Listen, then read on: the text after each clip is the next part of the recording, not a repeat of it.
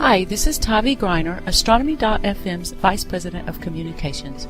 If you enjoy our programming, please let us know with a donation to astronomy.fm/donate. We really do rely on your support, and it's true, every little bit counts. AFM. The sun is yellow, Sirius is blue, and good grief, the sky is too. I like listening to the voice of the universe, Astronomy.fm radio. Hello and welcome to another edition of CometWatch. Hello and welcome to CometWatch. It's May 2019. Yes, we're back, and we've got a full show for you. So let's get started with all the goodies from the shipping forecast, and we'll go to the visual observations page from the British Astronomical Association Comet section, and we really do appreciate Nick James' work along with Jonathan Shanklin. This has been a mainstay of the show, actually, I think. But let's go. Okay, so latest discoveries. Let's go. April 17th, Warchop Bloomplod reports a Kreutz comet in real-time C2 images. Then on April the 17th again, Warchop Bloomplod reports a Kreutz comet in real-time C3 images. April the 19th, and Masanori Uchina reports a Kreutz comet in real-time C2 images. April 22nd, discovery of 2019 F2 Atlas reported. April the 22nd, discovery of 2019 G2A/Pan stars reported. 22nd of April again, and we have discovery of 2019 G3 A/Pan stars reported. April 22 again, discovery of 2019 G4 A/Pan stars reported. And April the 22nd again, Masanori Uchina reports a Kreutz comet in real-time C3 images. April the 23rd, 2019 GG21P Pan stars redesignated as a comet. April 23rd again, Warchop Bloomplod reports a Kreutz comet in real-time C3 images. And April the 24th, Warchop Bloomplod reports a Kreutz comet in real-time C2 images. April 24th, and Rainer Cracked reports a cracked group comet in real-time C2 images. April the 25th, Masanori Uchina reports a Kreutz comet in real-time C2 images. April the 26th, Warchop Bloomplod reports two Kreutz comets in real-time C2 images. April 28th, and Warchop Bloomplod reports a Kreutz comet in real-time C2 images. April the 28th again, Warchop Bloomplod yet again reports a Kreutz comet in real-time C3 images. And on May the 1st, Masanori Uchina reports a Kreutz comet in delayed time C2 images. And again on May the 1st, Masanori Uchina reported a Kreutz comet in delayed time C2 images. And May 2nd, Warchop Bloomplod reports a Kreutz comet in real-time C2 images. And April the 4th, discovery of 2019 H1 Neowise reported.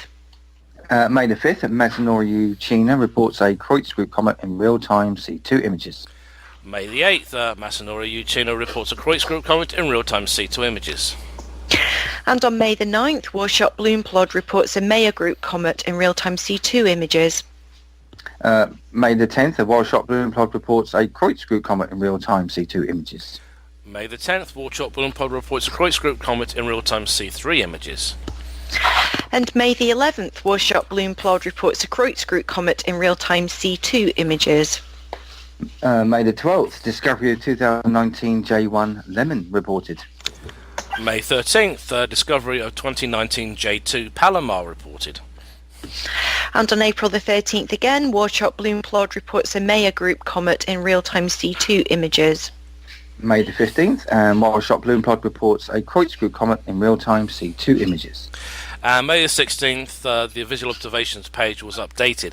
Now, if there haven't been any recent updates, try the German Comet Group or C.G. Yoshida's page for information. Now, I actually like that page, it's very good. Or the Liga Iberoamericana de Astronomía for observations. Gosh, that's a mouthful. Okay, so we're going to move on to comet groups. Hey, it's one thing to do Spanish, and then when you're actually trying to think in either Korean, Chinese, or Japanese, it really messes with you. Trust me. Anyway, comet Current comet magnitudes May 7th and observable region as of May the 7th. Okay, first one, Pan-STARRS 2017 T2, magnitude 10.5. Bright, it's in conjunction. The last visual observation was April 2019. Then we have Assassin 2019 N2, currently Mag 13 and brightening, poor elongation. Last visual observation was January 2019. Next is the old favourite, Pan-STARRS 2016 R2, magnitude 13, but it varies. 60 degrees north to 10 degrees south, and all-night object, last reported in January 2019. Ayamoto 2018 Y1 is currently at 13th magnitude, is fading, and currently at poor elongation. The last observation was April 2019. And then we have 123P West Hartley, that's at Mag 13 and fading, visible 55 north to 30 south, that's an evening object, last visual observation May 2019. Plus 2017 M4, magnitude 13, but now fading, 20 degrees north to 90 degrees south, best viewed in the morning, last seen in October 2018. And of course, Then we have... Oh, sorry. Sorry, it's your turn, Nick. Okay, is everybody's favourite comet, the one we all love, 29P Schwackman 1, or SW1 as I prefer to call it. No, I'm not in London. 13th magnitude question mark. It varies. It's currently at poor elongation, last observed visually in January 2019. Then we have 78P Gerals, that is currently Mag 13.5 and fading. That's currently in conjunction. The last visual observation was in January 2019. The next one is 38P Stefan Ottomer, magnitude 13.5 now fading, 60 degrees north to 20 degrees south, best viewed in the evening, and last visually seen in February 2019. And finally but not least, Pan-STARRS 2016 M1. 13.5 is fading, 20 degrees south to 90 degrees south, early evening is the best time to see this one, and it's last visually observed in September 2018. Now, as always, the observable region is an approximate indication of the latitude at which the comet may see. Obviously, under good conditions, the comets may be visible outside this range. And of course, the period when visible is for the UK. If the comet is visible from the UK, otherwise for 40 south, or as the equator as appropriate. Now, the last visual observation is as received by the section. Details are often updated on the basis of observations published elsewhere. So that's why we always recommend checking the German group, Seichi's page, or the Ligano Iberoamericana page as well. Some quick bits of news. There was a Comet section meeting in York, England on the 18th. I'm hoping it's been recorded because it should be available on the BAA YouTube page. They think the next comet to be visible in binoculars may be 2017 T2, which could be in a range from the autumn onwards. I always prefer to be a little bit vague because comets are like cats. They have tails and they do what they like with them. JJ Gonzalez observed it visually in April and March. March and April, rather brighter than the magnitude expected if the electronic observations are corrected for aperture. The likely peak brightness is still uncertain, ranging from faint binocular to obvious naked eye visibility. Again, possibly. I really want to emphasize looking for visually observing comets, and particularly ones slated to be naked eye. We may get lucky. Then again, the comet may decide to go switch itself off for a little while, just to play with our minds. They do that. That's comets for you. But as I say, it's currently poorly placed for observation, and it's heading for solar conjunction in May. Visual observation seems it could be visible then in SOHO images, although the light curve is suggesting that this is unlikely. Equatorial observers may pick it up again at the end of June, and those in the UK will be able to see it from the end of July. It becomes visible in the evening sky from September, and then remains well placed for observations until 2020 October. At best, it will be a Northern Hemisphere comet. Yes! And circumpolar from the UK. 2 alternate light curves are available. They are on the Comet section page, which will be in the links to the YouTube video. All the links we refer to are available through that, and if you have any comments or suggestions, or suggestions for guests, leave a comment or a comment if you like on the CometWatch page. Okay, I'm going to shut up for a while. Now, we have a very nice guest this week, this month actually, not weekly. I do a weekly show as well, so it gets confusing sometimes. Would our guest like to introduce himself, please? Hi. Hi. I'm David Rankin, originally from southern Utah. I've had a pretty long career in amateur astronomy, and I've recently taken a job down in Tucson working for the University of Arizona, the Catalina Sky Survey. So I've been there for a little bit over a month now, and it's pretty awesome. Okay. So you're settling in well now then, David?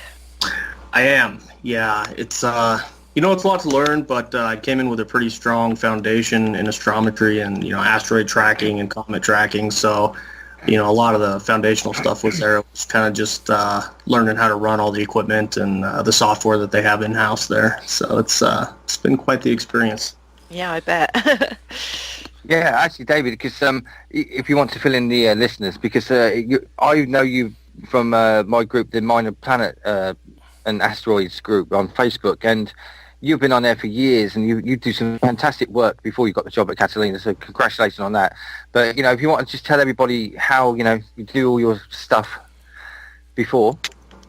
Yeah, so going way back, growing up in southern Utah, the skies out here were really remote, so we have some amazingly dark skies, so I always had an interest in astronomy. It really kicked off in 2007 when Comet Holmes came in, and the coma blew up larger than the sun. I read an article about that, and it kind of blew my mind. So I actually built my first telescope with sewer pipes and a few mirrors I got off eBay to look at that comet.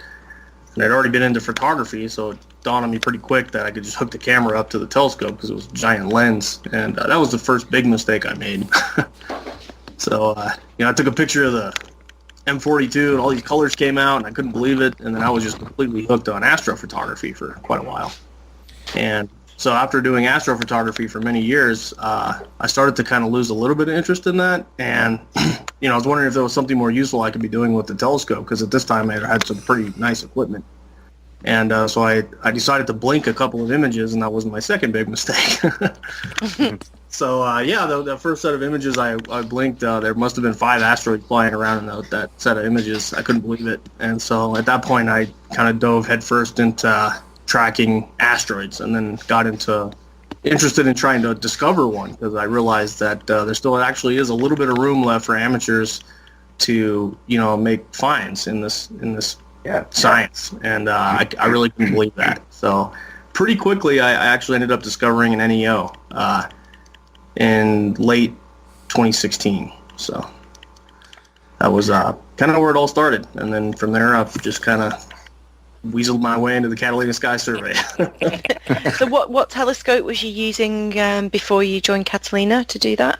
So I had a 12-inch or astrograph, and that was mounted on what you guys would have in Europe would be called the EQ8. So it's a pretty heavy-duty mount. And then I had actually got to the point where I had written my own software for asteroid extraction and detection and reporting and a few things like that.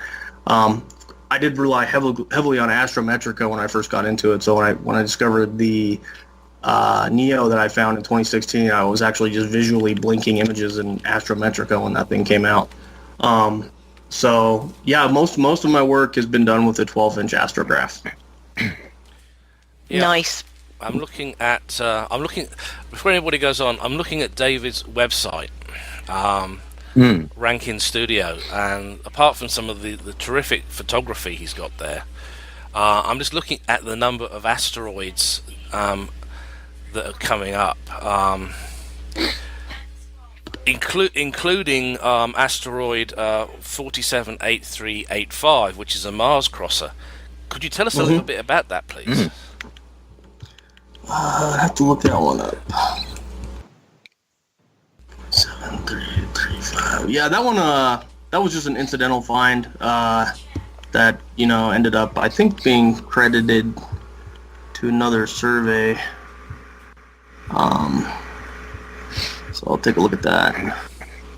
Yeah, so, a lot of these finds I was making were known objects, and so oftentimes, a lot of these objects are hiding in the Minor Planet Center's isolated tracklets file, and so on numerous occasions I've actually found a rock that was coming up unknown, and then I was able to get linkages to other observations in this isolated tracklets file and get IDs on objects. So that that would just be an example of one of the ones that came up known, but when I come across it that night, it hadn't actually, I don't even think it had been numbered when I came across it. So but that was credited to, I think, Spacewatch. Yeah. So And I see here there was K16X01D Amor, which was a near-Earth object. Yep, so that's the near-Earth object that I found. So that was a pretty fun story. I was just blinking images December 3rd, 2016, and I saw an object that was moving pretty fast in a direction that wasn't typical of the other asteroids in the fields. And it was pretty high in the sky, pretty high declination. It was about declination 50 when I found it. And it looked like one of the strategies that I employed was often searching the fringes of the Milky Way, because the surveys have kind of a hard time there. Yeah. And so they tend to avoid the really crowded star fields. So I knew that, so I one of my strategies, I spent a lot of time on the fringes of the Milky Way. And this thing had kind of just popped right out of the Milky Way. And it was already mag 20, a little bit brighter by the time I found it. So I found it on December 3rd, and it was scoring really low, because there's that rating tool that they have that tells you what the probable orbits are. It was scoring pretty low on that rating tool. I think it was only scoring about a 40. And it won't go on the NEOCP until it scores 65 or greater. So I sat on the observations the first night, and then I followed it up the second night. And it was still scoring kind of low, but to me it looked like a pretty interesting rock, so I submitted it after the second night. And I'm really glad I did that, because the third night it was picked up down at Mount Lemmon. So, Close. Yeah, it was a close call, yep. So, and then it by the third, or I think by the second time, the ninth, because the first time Mount Lemmon picked it up, it didn't end up on the NEOCP then either. But by the time they picked it up on the 9th, it was actually scoring high enough to go on the NEOCP. But I had also already reached out to Jost Hahn, I think that's how you say his name, from C95, and I asked him to do some follow-up work on it. So we had already determined together that it was a NEO before I think the Minor Planet Center had figured it out. And so I had emailed Gareth at that time, who had already given me the designation 2016 XD1. And I'm like, hey, we have this third night on here, and it looks like a NEO. It's not on the page, though. And then that's when he pointed out that it was on the page under a Catalina designation. So he pulled it off the page, and then, it was tracked for, it's got 2 oppositions on it now. So I'm thinking it might be numbered here pretty quick, hopefully. The uncertainty is pretty low now. It's down to 1. So, yeah, that was a pretty exciting discovery. That was definitely the highlight of my amateur career. Yep. So what would a typical night be for you now at Catalina, a day's work or a night's work? Yeah, it's not a whole lot different than what I was doing here in my backyard, just with much bigger telescopes. We show up early, and we do visual inspections of all the equipment and make sure everything's in good working order, run tests, and keep a close eye on the weather. And then at a certain point, we kind of open up the telescope domes to make sure the temperatures equalize and with the telescope and outside the dome, and then from there it's a lot of planning for where we're going to be surveying that night, so just kind of trying to figure all that out, fall within the strategies that we use down there, and then from there it's a lot of just validation. That's most of your job is just taking all of these potential asteroids was introducing to you and confirming whether or not these are real. And it can be really difficult. It takes a lot of practice because we're working very close to the noise floor. So there's a lot of things that are just barely visible, and they could be real, and you want to make sure you get them. So it's it's So are you using a kind of blink technique to do that, or a different way? You are. Yeah, it's very similar to what the amateur world does. They just have a bit more sophisticated software. So it's a lot of visual validation via blinking. Yep. And what magnitude can you get down to with that equipment? Yeah, I mean, with we have a few different survey scopes, 2 of them, and then one of them goes quite a bit fainter than the other one. G96 goes pretty faint, so we're on a really good night. They're saying that we can get to 22. So wow. Yeah. But those are under ideal conditions, no haze, no clouds, great seeing, all that good stuff. And I've personally seen and found rocks down there already that are in the 21.5 range. So it's not a stretch for me to think that we would hit 22 at some point. Do you still observe when there's a kind of gibbous moon, or do you close up for that period? Yeah, you would actually be quite surprised at how close to the moon getting bright we're still observing. So it's only about a week period, about 3 or 4 days before and after the full moon, that we're not working. So right. We work into a very bright sky, but of course as the moon gets brighter we have to move further and further away from it, so we're looking at not anywhere close to the moon, but we're still covering a pretty large area of the sky at the same time. So I guess you must plan the observations quite far ahead so that you know where you're going to be when the moon's around. And exactly, yeah, we find out. It's pretty amazing. They've been in this business for I say we at this point have been in this business for a long time. So I am coming out of the amateur community and walking into there. I am extremely impressed with how sophisticated everything they do is. It's really humbling to work on that equipment because it's just amazing, what they've been able to build over the last 15 plus years. So does that mean you don't want to use your own equipment at home anymore? I'm responsible. They keep saying it'll become a job eventually. I keep hearing that from all the other observers that work there. Right now it's definitely not a job yet, and I don't feel like it'll be. I don't feel like it'll feel like a job anytime soon. So I'm holding on to all my equipment that I have right now, but I have some other ideas for it because now that I'm living in Tucson, I don't have the super dark skies. So there's a few other projects I'm going to be working on from my backyard on my free time. So. No, that's good. And of course, you're going to have to try and get yourself a Comet. Yeah. So that's well. I mean, I'm sure it'll happen at some point now that I'm working at the big survey. But that's definitely on the bucket list. It's kind of an interesting story. We got during one of my training runs, I was with Richard Kowalski, and we were just going through all the motions and doing some actual surveying at G96, and we actually hit a new comet. That was the one you had mentioned, C2019J1. Yeah. And we submitted those observations as a new comet, but it turns out that the rules say that you can't have 2 people from the same team share the name if the team is larger than 2 people. So it became Comet Lemon. Yeah. So that was the first comet discovery that I had a first a hand in finding. But I'm sure there'll be plenty more down the road. It was still a very exciting find, and it just popped out of the Milky Way at like mag 17.8 or something. So it was pretty bright. Nice. Yeah. So I just from an amateur point of view, there aren't very many amateur visual comet hunters anymore, but Asteroid must be a little bit easier to do for an amateur. There's more of them. Yeah. I mean, I was, because of my location and the equipment that I was using, I was actually drilling really deep. My strategy was to average 4 30-second exposures for each field. So I'd end up shooting 16 images per field.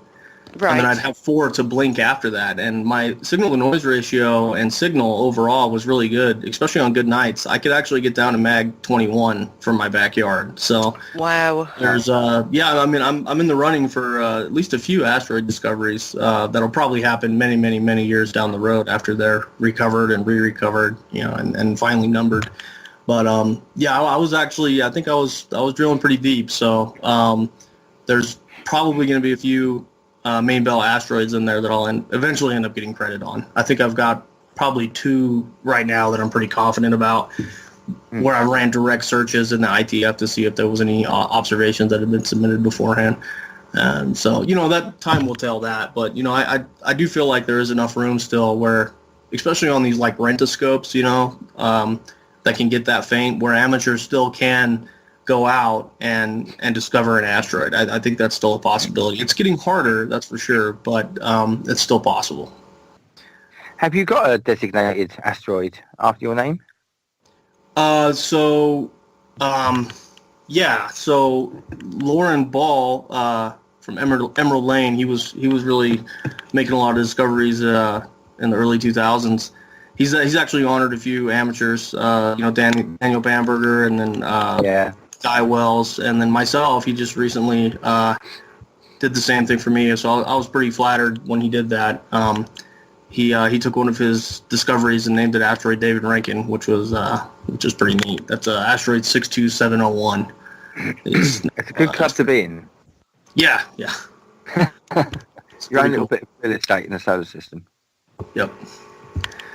So, and then, the only designation that I'm absolutely sure will be credited to me right now is that NEO, the 2016 XD1. So that'll eventually be a V03 discovery, big water discovery, which is now no longer in service because I'm moving to Tucson. Do you listen to any music when you were searching? Not typically. When I was in my backyard, I just kind of was enjoying the peace and quiet. And then eventually I got to the point where I could run my setup completely remotely from in the house.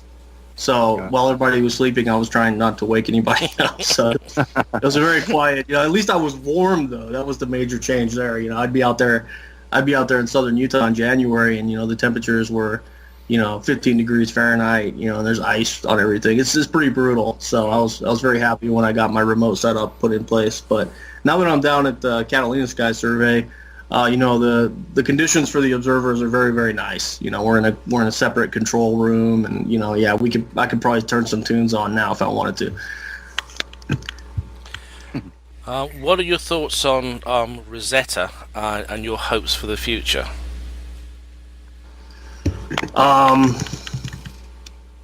Hold on a second. I'm familiar with that. Give me a refresher on Rosetta. It was the Churyumov Gerasimenko comet. The Gerasimenko Philae lander. 67p comet. Yeah, okay, right. Sorry. That's okay, I blanked too. I couldn't. Be surprised how not up with current events I am, so. Yeah, we're talking asteroids and then we throw comets in. Sorry. Yeah. You have to juggle these things.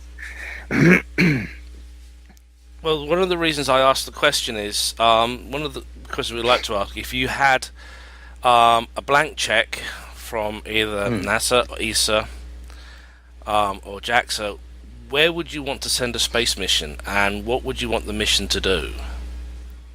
Okay, yeah, that's a interesting question.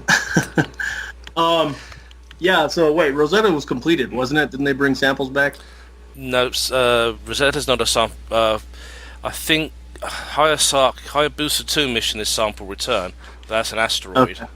And so is Bennu, a sample return. Yeah. Bennu, Osiris-Rex, that's a loaded question. If I had a blank check from NASA, what would I do? I love asteroids and comets, but I still think when you look at the largest questions that are facing humanity, that I think we should be dumping money into, of course, our safety, the survey work, making sure we find these asteroids before they hit. Feeling that was comfortably funded, I would be probably most interested in visiting Europa, or one of these outer moons that we believe has a liquid water ocean under the outer ice core caps. And I really think that the question of how common and how easily life springs up in the universe is going to be a question that we have a slight chance of answering if we can visit these other oceans out there, because they seem to have all the right ingredients to possibly have done the same thing that happened here on Earth. So, and maybe not, and that's what the question that we'd be looking to answer would be. So if I had a blank check, I would I'd probably fly to one of those moons and get a spacecraft out there drilling down into that ice and checking out those oceans to see what's in them. Yeah, I personally am fully convinced we're going to find microbial life somewhere within my lifetime. I just think astrobiology is one of the most exciting fields within astronomy at the moment for me. I just think it's something that's going to be huge. I just find it inconceivable that we're the only planet that some form of life has grown on. So I think it's been in the human condition for a long time to feel that way about a lot of things. Going from like a Earth-centric solar system to believing that planets around other stars was going to be a rare thing. It turned out to be extremely common. To water. The availability of water just on our own solar system, that was supposed to be a really rare thing. That's turning out to be quite common. So it's, it's why would life be any different, in my opinion? Yeah, quite. How, if someone was setting up or starting for the first time and they were interested in near-Earth objects and asteroids, how would you advise them to set up, and what kind of courses would you recommend? If you're interested in doing this stuff and you're not too familiar with it, there's a lot of training material available online to kind of get you in the ball game. The first thing that I'd recommend people do is get well established with the Minor Planet Center first. So you'll want to prove that you can acquire and submit good astrometry. That's make sure a lot of things go correctly to make that happen. And once you're at the point where you're acquiring and submitting good astrometry, good measurements on asteroids, it's really good to focus on the NEOCP and do some solid follow-up work. And once you get kind of familiar with the entire process and how it all works, at that point there are still areas in the sky that are ripe for searching. Like I was mentioning earlier, the Milky Way tends to be a pretty open area for discovery still. And then, anywhere near the sun, setting or rising, is another good place to look. And also the moon. I mean, when you're coming into the part of lunation where the moon is getting bright, the surveys are just slowly working further and further and further away from the moon. So, there's a few weeks there where an asteroid could come in that just happens to be somewhere around or near the moon and could brighten up. So there's still a few areas after you get established that you can look and find new things. So. And of course, there's always the chance you may pick up an impactor as well. Yeah. Yeah, I mean that could happen. It's amazing. I'm going to be honest. It's amazing to me that there's only been 3 of them so far that have been picked up. It seemed. I just kind of feel like there would be more than that, but I guess on the flip side, it's kind of a good thing that there's not more than that. But the surveys have been really busy and they cover a lot of the sky, so it's amazing that only 3 have been picked up. And all by the same man as well. And all by Richard, yep. Yeah. I think a lot of it might actually be answered by the fact that we don't see what's on the far side. So if there could be more impacts happening on the far side. Because we just don't have anything really that is watching from that. I know the Chinese have a rover. I'm not sure what the state of it is at the moment because it seems to have dropped out of the news completely. But it has been somewhere where Western space agencies really haven't been interested in going, apart from maybe doing a circuit every now and again. Just to map. That is a huge blank spot when you're talking anything that's facing anything that is between us and the sun. And there's a lot of NEOs that are between us and the sun, and not a lot of them are known. So there's quite a large population, I think, that still needs to be found there.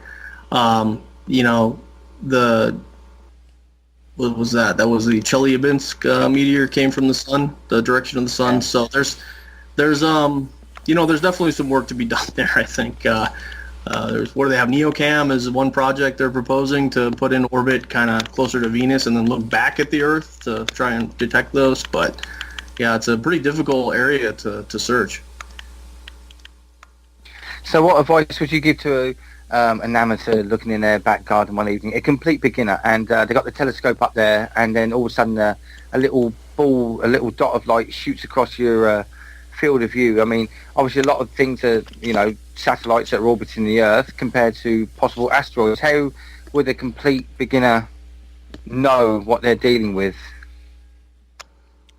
That's kind of a hard question. I mean, like you said, there's a lot of man-made stuff flying around out there, but then there's if you chance upon a NEO that's coming in pretty close, it's going to be hauling butt through your eyepiece as well. So it's the first thing that's hard to figure out is what you're looking at. Is it a man-made object or is it a natural object?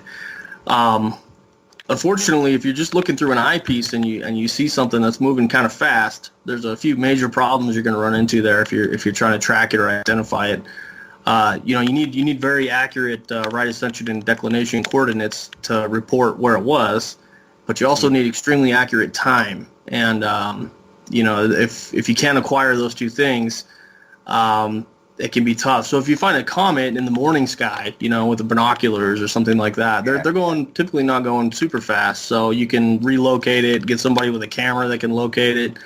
And so that's why most of us are using these pretty large CMOS or CCD cameras, because you can do your plate solves, of these images, and then kind of look for moving objects in the images. But if you find something moving fast in an eyepiece, I'm not sure there's a whole lot you could do as far as trying to get it reported and identified, because the uncertainty on a fast-moving object grows just really high, really fast. So you might see it in one spot, and then the next night you have no idea where it went. Yeah. So. Well, even on our meteor cams, it just picks up so much stuff that isn't meteors. You've got to wade through all the footage and figure out what's going on and do the analysis, and so anything that's moved really quick visually, it's kind of gone, isn't it? Yeah, and that's one of the reasons that the Catalina Sky Survey has invested so much effort into follow-up observations. I was actually going to ask you about that. Is that something you do there, or do you pass it on to other people to do? Well, all of it. Absolutely, we enjoy, because I was on that side of the amateur community doing the follow-up for the objects on the NEOCP, but we do our own follow-up at Catalina, and that's the reason behind that, is because we're finding these rocks that are really going fast, and they're coming in pretty close usually. And if you don't track that thing down within, because our initial arc can, be less than 20 minutes sometimes. So we want to get that initial arc extended as long as possible that first night.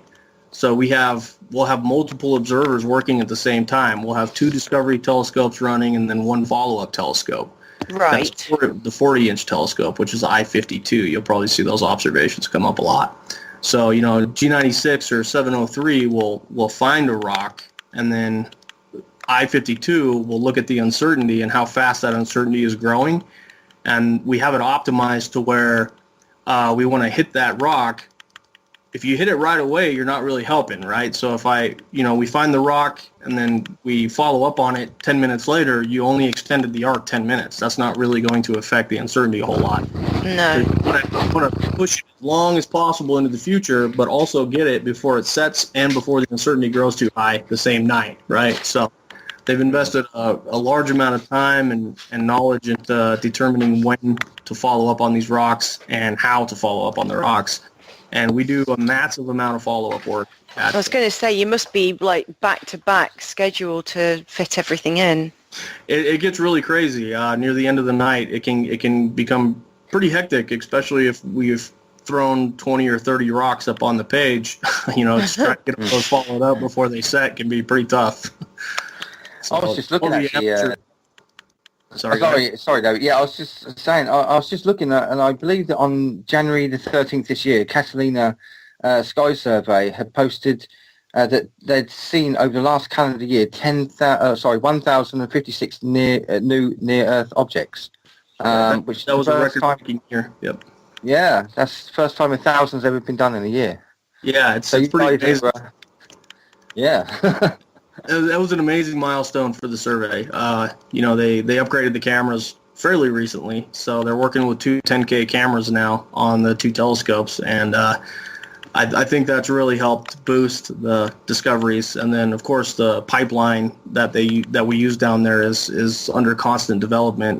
We have very talented engineers that are constantly tweaking things to make them run better and get more detections and all that.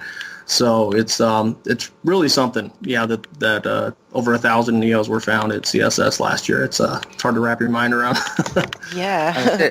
And also, between yourselves and Pan-STARRS, you're actually responsible for about 90% of all asteroid discoveries, aren't you? You two Yep. surveys. Yeah, we're the two big surveys in town, and that's and the follow-up work is a huge component in that. So that's not to be understated. We invest a lot of time in doing follow-up on every object that goes up on the page, not just our own. So. Have you got plans at Catalina for more new telescopes or bigger telescopes? I don't know what I'm allowed to talk about there, but okay. Yeah, I'll just tell you that the team there is not static. It's a very dynamic and ever evolving and ever challenging itself team. So, but that's probably needed though, isn't it, in this field? I mean, as cameras get better and optics get better, you're just getting like deeper and deeper into what you can pick up. So exactly, yeah. The number of discoveries is just going to keep getting higher and higher every year. It seems that way. I mean, they're estimating that we've only found about 30% of the population of the rocks that we're trying to find. So, yeah, it seems like there's a lot of work left to do. Which is job security. Yes. I was at a talk recently with Dame Jocelyn Bell Burnell, and she actually talked about the future of sky surveys as part of the talk, and just the sheer volume of discoveries that's likely to happen is going to be immense once new things come online and the bigger telescopes come online. And it's just, I think they estimated something like it was tens of thousands of objects a night potentially going to be picked up. With LSSD coming online, there's no telling what's going to happen. Yeah, was it down to like Mag 30 or something that it can get down to, or maybe even lower? I can't remember now. But yeah, I've read a few publications, just what they have available on their website, and I think it's around 24, 25. Yeah, that's impressive. They're going to be. They're saying that they'll be finding a lot of these NEOs while they're still out near Mars or even in the main belt. So, it'll be pretty impressive to see what they're able to turn out. Yeah. Yeah, because I mean, people forget that the magnitude scale is not linear, so getting down to 24 is not an easy thing to do. No, it's not. That's pretty impressive that they're forecasting that they will get that faint. That's really going to be exciting to see what they're doing. But I think most of their surveying is actually confined to the southern hemisphere. So the northern hemisphere will be still pretty open for the other surveys that are working up there, I think. So I was also looking at your gallery. I really love your lightning photography. It's worth mentioning as well that there are some tutorials as well that David's put out there to help people if they are getting started in astrophotography, because I know it is a minefield when you first start out, and it's really good to get some tutorials from people that have produced the kind of work that you have. I mean, your galaxy pictures are incredible. Thanks. Yeah, that's, I was doing more wide field work early on, and then you start running out of targets, so you're kind of forced to go a little deeper. Then, eventually when I upgraded to the 12-inch astrograph, I was kind of going for those mid-range galaxies that were about 30 to 50 million light years away. So I was really focusing heavily on those. Yeah, really nice. Getting to the point where you're spending 6 hours one image. Do you ever use the Catalina scope to have a look at, a craft to look at a supernova, or anything like that? Maybe if there's a little bit of downtime, you probably don't have much of that, but There's actually a team that goes through all our data and extracts the supernovas, I think. I can't remember which team is doing that, but yeah, I think there's quite a few supernova incidentals that pop up just in our surveying images. But I can tell you, I mean, the scope is a 60-inch scope, 1.5 meter scope, and it's got 10K CCD camera on it that is just amazing. Operates at a negative 100 degrees Celsius, I think, and it you're looking at these images that are coming down, and you can hit the field of view is big enough to put Andromeda in there. I mean, it's crazy the stuff that you'll just incidentally come across while you're surveying the sky. Beautiful images. So I do plan on, when I get some time, I'm gonna round up some of those images and average them out and see what kind of processing I can do on them, just for aesthetics value. So. Now, I noticed also on your website you have some software, Neo Toolkit. Could you tell us a bit about it, please? Yeah, I mean, I'm an amateur coder. Well, I don't know if I call myself amateur anymore, but I kind of started out self-taught, and mainly it was just running into problems. Like the NEO TK came out when I had realized my system time was not updating correctly, and I got a little frustrated at myself because I should have been checking that more thoroughly, and some of my astrometry I had sent into the Minor Planet Center was bad. So I'm like, I need to solve this problem, and so I started coding that application mainly as a time server for the computer, and then there was some other tools that I had developed that I was able to integrate into it. It's become an ever-evolving process. Worked a lot with Daniel Bamberger on a few of the tools that are in there. One of the cool things that we'll do is it will take a find orb object. If you get a solve and find orb, and you run your telescope in Stellarium, it will actually read the find orb file and import your object right into Stellarium, so you can just do follow-up, with a live object moving through your planetarium software.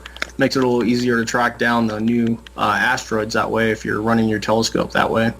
And then Daniel and I developed a ITF search feature in there. I did most of the grunt work, just making everything function, and he's a math whiz, so, working with him on a lot of the math to calculate the uncertainties of these rocks, and then it'll actually dig down into the isolated tracklets file and try to find linkages between lost asteroids using find orb. So that's another feature that's in there. And then there's a few other small little tools that were kind of added over time as I ran into issues. So I just threw it out there for free in case it would help somebody else that's trying to do NEO follow-up work. Mm-hmm. It looks really quite interesting, so I may actually download it and have a play with it, which means I've got to get Stellarium now as well.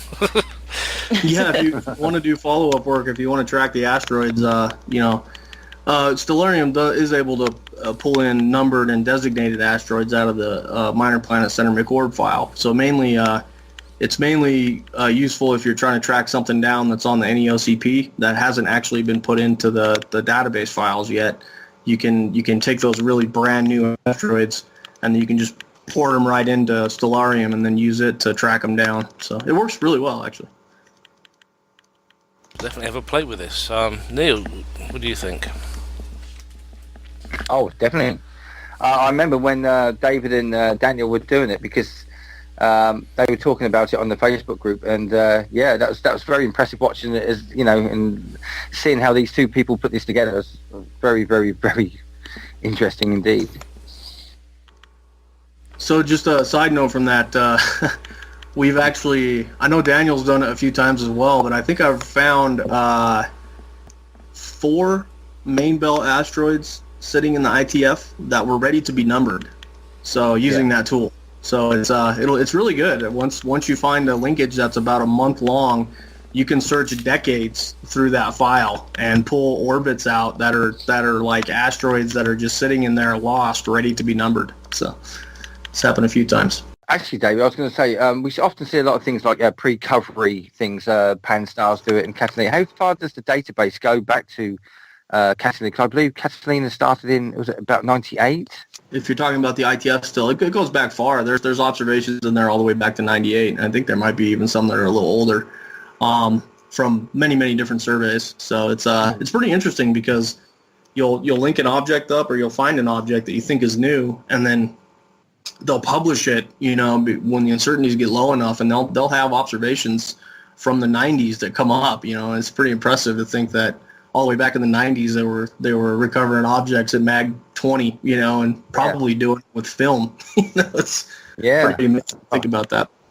And not realizing what they were getting. Yep. I think this is So things are moving so fast now because you're doing it digitally. I suppose people are following it up instantly rather than wait until you've had your plates developed. And it's digital photography's made such a difference to astronomy. Yeah, it really has. The rating tool is kind of the filter. So the Minor Planet Center, when you first send your observations in that 20-minute arc, they do they run some probabilities on it and they score it. So if it scores under 65, they don't post it to the public page. And I know that they have some internal routines that they run to link observations from night to night, but a surprising amount of observations end up unlinked. They just end up as these little 20-minute arcs, and it's think about it like a railroad track, and you have just one piece of that toy railroad track, and then somebody just took a dump truck of railroad tracks and dumped them all into the same bucket with the one you're trying to pull out. So you just have hundreds of thousands, millions of these little teeny pieces of these railroad tracks that if you look hard enough, you'll actually be able to piece together a full track out of it. But, it's quite a mess. And, so that database file is huge. It's over a gigabyte now. It's a text document, and it contains tens of millions of observations of asteroids. And so I think a lot of work needs to be done there at some point, just trying to clean that up a bit. I know that there have been some other teams that are working on that. One team had found over 20,000 linkages that had not been caught before and submitted those into the Minor Planet Center. So it's kind of a fun hobby that Daniel and I were kind of just seeing what we could do as far as linking things up in there. I'm still developing it right now, actually. So. Do you think this is something that machine learning will ultimately be able to help with? Yeah, I do. It's all just based on how good the software is at determining what the correct orbit is based on one of these tiny little pieces. It's very difficult. It takes a few weeks usually of an arc to really get a pretty good understanding of the orbit of the rock. And if you have a night where Catalina Sky Survey was sending in observations, and then clouds hit for whatever reason, and then you go a week or two, and then Pan-STARRS picks up and starts submitting observations. You can have a pretty large gap between those segments, and you can start getting a lot of false matches, and that's where the difficulties come in. You can build false orbits really easily, and so that's why they kind of vet what gets sent in just to make sure that it's a real linkage, because if you make a false linkage, you're creating an asteroid that doesn't actually exist just based on some data submitted. So it's a very challenging thing. Yeah, it can't be easy to fit all this together. It's like one of those impossible jigsaws. It is a giant jigsaw puzzle. It's exactly what it is. Yep. So what's the ultimate thing then, David, to spot an incoming asteroid that impacts the Earth, and somebody goes out and finds a fragment or two and then presents it to you? Like I think Richard has got 3 pieces now, hasn't he? From all 3, I think. Yeah. He's got pieces of 2008 TC3. That's for sure. I got to hold one in my hand. That was pretty awesome experience. But it's easy to forget when you're up there every night that what we're doing does have some pretty major implications. Any given night, you could have a fairly large rock show up that's going to come really close or hit us, and it doesn't take a giant rock to really do some damage. So it hasn't happened yet, but that is that's the mandate that we're funded under, is to find those things before they come in. So my hope working there is that if that is going to happen, that we pick it up and we can at least warn people, if it's something in a range that could do some damage to kind of get people evacuated from wherever it comes in at. or that we find the bigger one that's going to hit us in 2 or 3 centuries, and a lot of planning can take place to prevent it from happening. So it's kind of easy to forget that because you're there every night submitting dozens and dozens and dozens of these NEOs that at any given time one of these things could pop up that ends up being different and a little more scary. So it must be a bit strange because part of you must be wanting to find these things that are heading towards us, but then at the same time you don't want to find one that's heading towards us. Yeah, it is. There's the excitement of discovery, and then the realization of discovery, and it's definitely kind of tears you in 2 directions. That's for sure. Yeah, but, I can imagine. It's we like finding ones that come in close. Hopefully we don't find anything big that's coming in. So. I know Pan-STARRS discovered Oumuamua. I don't know if I pronounced that right, but hopefully. Have you ever talked about that, Catalina, those sort of interstellar objects, So there's a funny story behind that. I'm one of the few amateurs that actually got observations on Oumuamua when it was coming through. I always kept an eye out on the Minor Planet mailing list, which Richard started. Everybody probably knows that. And I saw emails come out when they started talking about the eccentricity of this object being over 1.2 or 3 at the time. And so that's when Bill Gray really started latching onto it and saying, hey, this is a pretty interesting object. And so I had stopped everything I was doing that night, and I ran about 40 or 50 minutes of exposure time and ended up getting 2 observations on that rock. So I actually got to see it as it was coming through. That was pretty cool. And yeah, of course, they've theorized that these interstellar asteroids and comets should be out there. And again, that's one of those situations where I'm surprised we've only found one. It seems to me like if so much of this material is being ejected through these gravitational interactions out of all of these solar systems all over the galaxy for, billions of years, you would expect that, you'd have a few visitors coming by just by chance. And of course, it happened. We got one, but it just seems to me like we should probably be finding more. So it's an exciting prospect. Everybody, it's on the back of everybody's mind. Every time you find a new rock, what is this going to be, And then you can see what ridiculous headline the press will use this time. Oh yeah, alien spacecraft. Alien skyscraper. I think they were talking about with the Oumuamua. They're not interested in science at all most of the time. No. So. I seem to remember there was a lot of references to Arthur C. Clarke as well, and Rama coming up. Yeah. Wishful thinking, I'm afraid, but there must be. I agree. There must be more out there, and I think they said that perhaps one of Jupiter's little children may have been possibly captured as it transited the solar system. So somewhere we can look again. Isn't that one in a retrograde orbit? I think that was one of the interesting things about it. I think it was retrograde, maybe. Yeah. Because it was. So, I mean, it's possible they're already here. They just got captured. Yeah. Definitely possible. So, and you know what? There could be one sitting in the ITF file as well. Exactly. It's. I think data mining is really going to be helpful as well, because someone who can sit there who's willing to do that and just go through it day after day, or just run an algorithm to do it, like asteroids, like the asteroid program on Bionic, which I've just started doing, and it's fun. I don't get to see all the results yet, but the fact that you'll get your name on the paper afterwards, they'll use the data to write a paper, and if you are processing the data for that particular group, they put your names on the paper alongside the actual research scientists. So, but maybe that is somewhere people can look for these objects, is look in all the fragments and see what was been missed. Yeah, it's just, there. I believe, don't quote me, but I believe that the algorithm is pretty strongly based upon how like or unlike a main belt object the observations are. So, for instance, they don't really capture everything. So a lot of comets will come in and will look like main belt objects. The comet that Richard and I found the other night, 2019 J1, I think it only scored 15 on that rating tool, and 65 is the threshold to be put on any OCP. So that's a comet coming in that scored 15.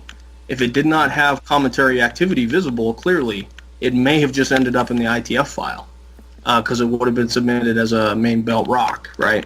So there's no telling what's in there. There could be a lot of really interesting things sitting in that ITF file. And in fact, I know that there is because I've been watching the MPML, the Minor Planet Mailing List, and I forgot who it was, but somebody's been mining rocks out of there and finding some pretty interesting stuff. I think they pulled a Centaur out of there the other day, which is pretty cool. So, there's really cool stuff in there. And, that's one of the projects I've been working on. I'm working on trying to automate that. But right now, if you're interested in mining that data, you can go pull NEOTK down, and I have a full write-up and a tutorial video on YouTube that teaches you how to use that search feature and look for linkages. So you could go in there and start mining asteroids right now if you wanted to. That's an idea, isn't it, Neil? Absolutely. Get our names on a piece of rock because we found it in the data no one else saw. But and also another thing you can do is if you find linkages between designations. So if you have a designation, like 2015 R15 or something that was quite a few years in the past, and then there's a new recovery of that object that's 2018 whatever, and those two objects belong together, but they haven't been linked yet. You can actually run searches in the ITF file, find a longer arc, link those two objects yourself, submit that to the Minor Planet Center, and you will get your name published for that as well. All sounds good fun. And I remember some of our friends saying about how much fun it is to look for comets in Soho images, but this could even be more fun.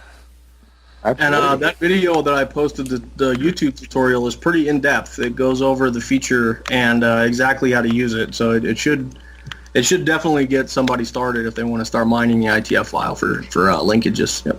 I'll definitely put it in make the show sure notes. we link it. Yeah.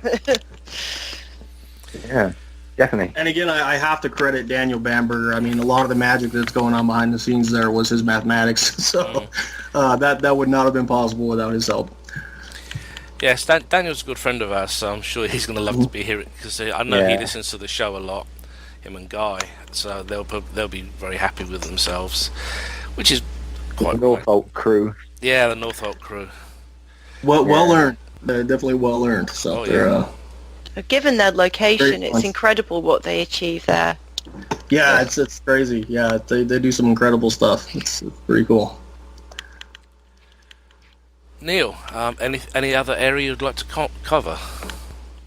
I was going to ask about if they found any TNOs or anything like that. Have you found anything weird? I know that, for example, Nick Hauser's been tracking down that object Snoopy. Anything bizarre that you've seen or can't put your finger on? Any sort of big question marks at the end of the evening, and you shrug your shoulders and say, "Well, we don't know what that was."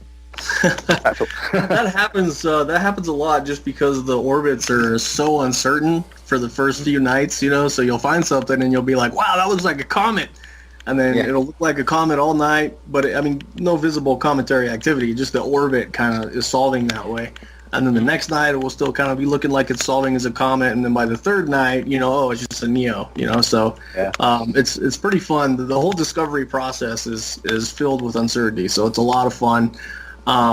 But there are going to be TNOs in that data, and I don't personally know how many have been found at Catalina Sky Survey, but there's some projects in the works, so it'll be interesting to see what comes up. And so there's a lot of interesting stuff out there. It's going to be cool to see as the future goes on. What areas we venture into. I think. One of the things I have to admit that's been interesting to me is seeing the number of objects that get reclassified. Asteroids being reclassified as comets going the other way as well. But it seems to me that sometimes perhaps some of the asteroids we've catalogued turn out maybe to be a dead comet nucleus that for some reason has had the right stimulation, and it's woke it up briefly, it's produced a tail, and of course then it's a case of, well, do we list this as an asteroid, or is it a comet, or is it just merely dust coming off the asteroid? Maybe that's something maybe a future space mission between several space agencies could answer. Yeah, definitely. And I mean, I had this picture in my mind before I went down to the Catalina Sky Survey of these perfect images, you know, where you could tell exactly what the difference was between a stellar object and a cometary, or an object that has no activity and an object that has activity on it. But once you get down to the reality of it, it's, you know, the images, we're subject to every condition that an amateur is subject to there. So, you know, we'll get high, hazy clouds that start interfering with the images. We'll get bad seeing, just like everybody else will get. So it's very possible on any given night that a survey will pick up an object, and it's either too far away or the conditions are not good enough to see the cometary activity that's happening on it. And then, you know, if one of those objects scores low and isn't recovered, you know, it could end up in the ITF, or you could have, in the case of Gault, a main belt object that's numbered that may have had cometary activity going on the whole time. So it's pretty interesting, because I know the activity on Gault they went through archival data, and I think they actually traced it back quite a few years. It had been kind of doing some weird stuff. So, you know, it makes you wonder, you know, you might have an image in your mind of us sitting down at these giant telescopes and being able to discern between every type of object, but I can assure you that's definitely not the case. There's many cases where objects coming in, it's either just too far out or the conditions aren't good enough, and it ends up being a comet. So. Yeah, I remember studying the astronomy GCSE, and all the different objects were with their own description, and it didn't hint anywhere that there was kind of a woolly boundary between the different categories, and there's obviously a lot of overlap. Oh yeah. I mean, the orbit is an indication of the type of object, but it's not always so cut and dry, you know. So you can have a comet that's in an NBA type orbit any day of the week. So it'll happen. Do you ever observe the asteroid with binoculars, just so you're actually visually seeing it? Nope, not really. No, I haven't done a whole lot of binocular work. You know, I'm going to be honest. Before I got into doing astrometry, asteroids were just kind of a nuisance. You know, when you talk about deep space astrophotography, you're trying to remove every signal that's not coming from the galaxy or the object you're shooting. And asteroids, really, they were just a nuisance. It wasn't until that I kind of got bored with the astrophotography portion of it that I started seeing and understanding what those were, and, you know, the significance of what was going on there, and took a serious interest in it. But even today, a couple years ago maybe, I went into one of these photography groups where they do astrophotography, and I started asking all these people to, hey, you know, make sure your system time is right, and if you're interested, send me your images, you know, and just nobody cared. Like, they're just trying to make pretty pictures. Asteroids are nothing but a nuisance, and I remember feeling that way about it.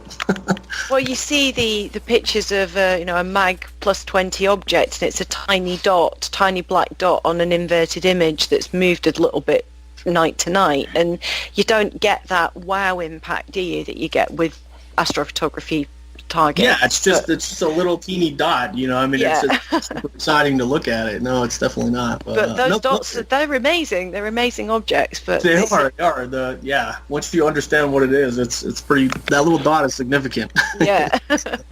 Yeah. Sometimes it's like barely more than a pixel on a photograph. And right. Yeah, they're tiny. They can be just these tiny little things. So one night I was in a Cloudy Nights forum, and it was an astrophotography forum.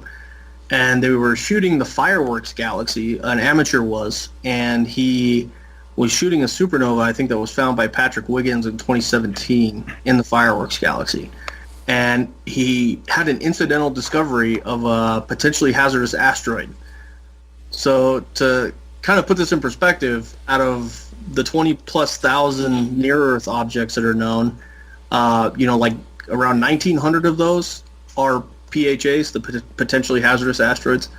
And so for an amateur to just incidentally stumble upon a PHA is pretty astounding. And so this kid had posted these pictures in the group, and there was a streak in the images. And I could tell by the exposure length and the size of the streak that it could not have been an Earth satellite. So I reached out to Daniel, and we sat down, we got copies of his images, and we pulled astrometric measurements out of them. And he had come across a potentially hazardous asteroid by chance that had not been discovered yet. Wow. He found it 2 hours before Pan-STARRS had picked it up. So. Oh my goodness. Yep. Really? So here you have an astrophotographer sitting in the backyard making pretty pictures of the fireworks galaxy, and a potentially hazardous asteroid flew through his images that was a new object. So it's pretty That's astounding. incredible. So do satellites pose a big problem for you? Because I know they're a pain for me. I don't know what it's like where your skies are, but... They are, yeah. Anywhere you shoot, airplanes and satellites were always a pain. My astrophotography took a really big leap when I started dithering. That makes a huge difference because you're not ending up with the same signal coming up on the same area of the chip every image. And so pattern noise will go away, and it really helps average out satellite interference as well. Once you get about 30 exposures that are dithered, pretty much no satellite passing through will survive that after you stack it. So. Right. Do you not have a problem with if you've got amp glow, though? I know somebody, I can't remember who it was now, had a chat about this the other day on Facebook, saying that if you've got amp glow, that when you shoot the calibration frames, if you've dithered, then you end up with that pattern being in two different places on the same image. So when you subtract the calibration, it doesn't get rid of the problem properly. The amp glow should be subtracted out with the dark frames. So if you still shoot dark frames, you should be okay. Okay. But I can tell you that, there's a lot of leaps and bounds I made in my deep space astrophotography, but the most significant by far was when I started dithering. That I don't know why it's not pushed as heavily in the community, but dithering, it's an amazing improvement. Just what will happen if you start dithering on your images. Yeah, I need to try it. It's not something I've ever done myself, but I should probably give it a go. Yeah, and it's also important if you're doing astrometry because noise patterns can look like asteroids as well. And so if you're having drift in one direction that's very slight, you'll see some object moving there, which is a hot pixel that's been blurred a bit, and you'll be like, that's an asteroid, but really it's a hot pixel. And I spent one night, I spent 2 or 3 hours tracking down a hot pixel that was in my frame thinking it was an asteroid. That was pretty embarrassing. So if you dither, what happens is because the asteroids are always going to be moving in a straight line, if you create a dither pattern, the hot pixels will be moving in like a very strange pattern, which is whatever pattern you dithered with. And then that will eliminate any doubt about what is a real moving object and what is just a hot pixel. So. Right. Yeah, I know it's the same with guiding. You can end up, you think you're guiding on a star and it's not a star at all. Yeah, exactly, yeah. Had that happen too. Yeah, part of the learning process. Well, I have to admit, this has been a really great show, and I really do appreciate you coming, David. I'm going to suggest we wind up. We've been on for 1 hour and 13 minutes. So it's been interesting to listen. I know I haven't asked many questions. I do apologise for the Comet question without thinking. I've been out in the sun, that's my excuse. And it's like 87, 88 here today, and too much sun too quick. But that's my excuse. On your pale British skin, Nick. Well, it's the fact this is probably the first real day of sun, and I've only just started cutting the back grass again. So, yeah, I think I was out a little bit too long. But never mind. David, we would love to have you come back again soon and talk some more with us, because I think that we probably could have gone on for 4 hours. But I think we could have broken our record. Yeah. Don't worry, Neil. We will again soon. Don't worry. I'd be happy to come back on. Yeah, definitely. This has been fun. So, and congratulations again on the job. It's kind of like a dream, isn't it, for an amateur to end up going and doing what you're doing. So, well done. Yeah, after 10 years as a government employee, this is quite the change. It's a welcome change. It's still kind of surreal. It doesn't feel like work yet, but if it stays that way for the rest of my time there, I'm not going to complain. Good. So I think that what it really leaves me to do is to say thank you very much, David. We've really enjoyed your visit with us. I'm going to say good night now. So, Neil, Mary? Good night from me. And good night from me. Thanks again. Have a good night. Have a good night, everyone, and thank you for listening. We hope that you've enjoyed this program from AFM Radio, the broadcast service of Astronomy.fm. This program has been released under Creative Commons license. Please contact us for details. You may find more of our AFM original programs on our website. It's really easy to find us. We are Astronomy.fm. You may also find us in the iTunes radio listings near the top of the News Talk section, and also as an iTunes podcast selection. We'd love to hear your comments. Please email us at radio@astronomy.fm. Thanks so much for being part of the voice of astronomy around the world and across the known universe. This is Astronomy.fm Radio. Hi, this is Tavi Greiner, Astronomy.fm's Vice President of Communications.